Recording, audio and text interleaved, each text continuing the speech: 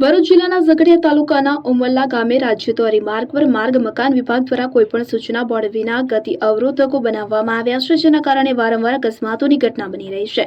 ઘણા મહિના પહેલા બનાવાયેલા આ ગતિ અવરોધકો અંગે કોઈ ચેતવણી બોર્ડ કે માર્કિંગ ન હોવાને કારણે વાહન ચાલકોને તેની જાણ થતી નથી।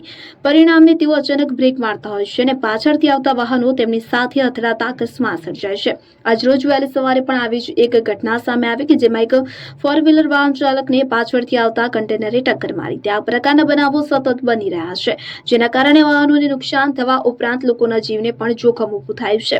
સ્થાનિક લોકોના જણાવ્યા મુજબ અનેક વાહનો આ ગતિ અવરોધકોના કારણે નુકસાની પામી ચૂક્યા છે, છતાં માર્ગ મકાન વિભાગ દ્વારા હજુ સુધી કોઈ યોગ્ય પગલાં લેવામાં આવ્યા નથી, જે અત્યંત ચિંતાજનક બાબત છે। અત્રે વિનંતી છે કે સંબંધિત વિભાગ તાત્કાલિક પગલાં લઈને આ ગતિ અવરોધકો દૂર કરે અથવા તો યોગ્ય સૂચના બોર્ડ અને માર્કિંગ મૂકે કે જેથી આગળના અકસ્માતો અટકાવી શકાય અને લોકોની સલામતી સુનિશ્ચિત થાય।